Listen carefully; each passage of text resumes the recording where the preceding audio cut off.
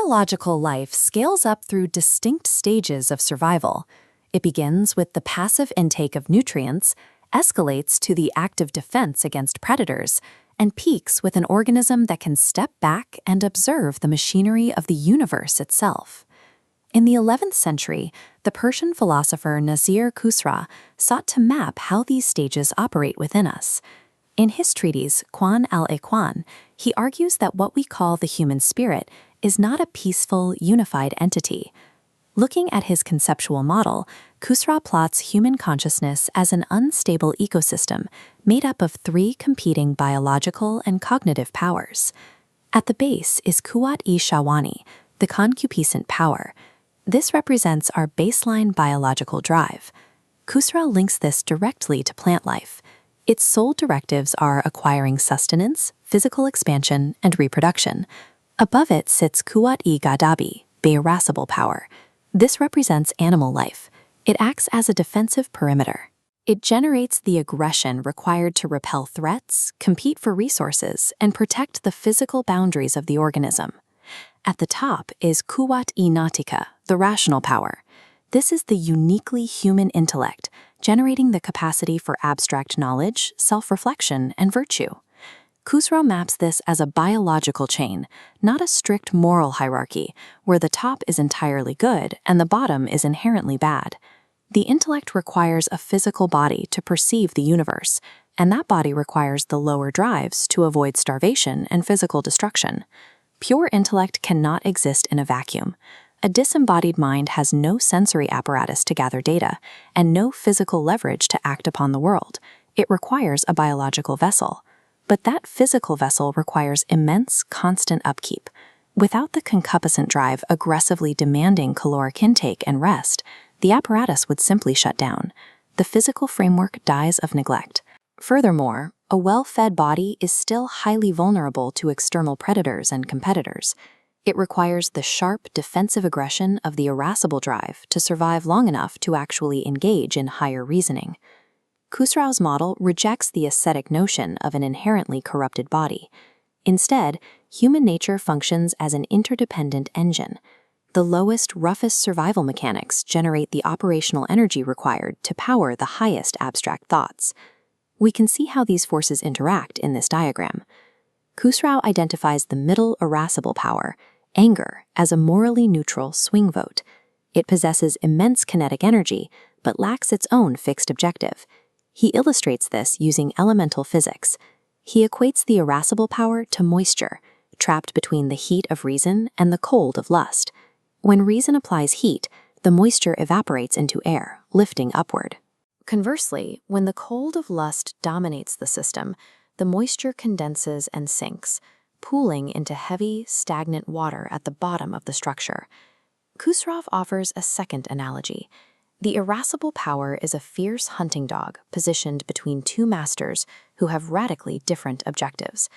One master seeks virtue and rigorous knowledge. The other master hunts exclusively for base, immediate sensory pleasure. The hunting dog does not care about philosophy.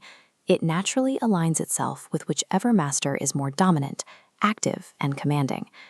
This explains a mechanical failure common in human behavior. High-level intellect frequently fails to control physical action because it has lost command of the dog. Without the kinetic, enforcing energy of the irascible power, the intellect is powerless to stop the lower drives. This diagram compares Khusraw's structural architecture against other historical frameworks. By mapping the mechanics, we can observe parallel discoveries across different intellectual traditions. In classical Western philosophy, Plato details his famous chariot allegory in the Phaedrus. Returning to the Matrix, Plato's charioteer maps perfectly to Khusraw's rational power. Below, Plato describes an unruly, dark horse driven by physical appetites, matching Khusraw's concupiscent power. Between them sits Plato's noble white horse, or thumos, the spiritedness of the soul. This maps exactly to the irascible power. For Plato, the charioteer relies entirely on the white horse to enforce its commands and restrain the dark horse. Centuries later, early psychoanalysis arrived at a similar mechanical layout. Sigmund Freud modeled the psyche with the id operating as the blind, baseline drive for pleasure, managed by the ego acting as the rational mediator.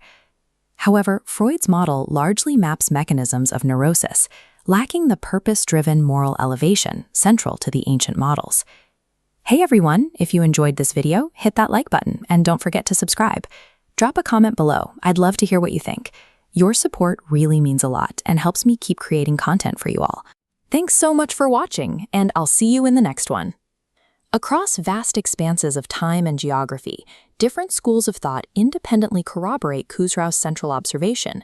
Pure intellect is entirely helpless without an active, spirited enforcer. Deepening the Islamic context, Jalal al-Din Rumi approaches this same architecture in his Mathnawi. Rumi defines human existence as the bitter, relentless friction between pure angel, which seeks knowledge, and pure animal, which seeks immediate gratification. Rumi illustrates this with the analogy of a rider, Majnun, on a camel. Reason attempts to steer the camel toward a higher destination, but the physical appetite constantly yanks the reins backward, fighting to return to familiar grazing fields. We see similar psychological variables identified in Eastern philosophy. Looking at the third column of our matrix, Buddhism defines the three poisons blocking enlightenment. Greed matches the unchecked concupiscent drive. Anger aligns with the undited, irascible drive. Ignorance represents the failure of rational wisdom. But the mechanical solution diverges here.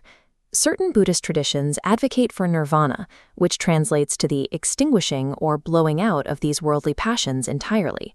Khusraw, Plato, and even Confucian scholars like Xuanzi argue against destroying the hardware. They assert that human nature's rough biological drives must be deliberately harnessed through conscious effort. The objective of these systems is not to kill the biological engines that power us. The goal is to conquer them and put them to work for the intellect. Returning to Khwan al-Akhawan, Khusraw quotes a specific verse from the Quran regarding individuals who surrender their high-level reasoning entirely to their baseline appetites. The verse describes them as being like cattle, nay, they are further astray. For Khusraw, an animal acts exactly as its hardware dictates. A human who optimizes their vast intellect merely to secure better food, wealth, and physical pleasure has actively corrupted a higher system to serve a lower one. Within this model, religious law, philosophy, and personal discipline serve a distinct architectural purpose. They act as training protocols for the psyche, not as executioners of the physical body.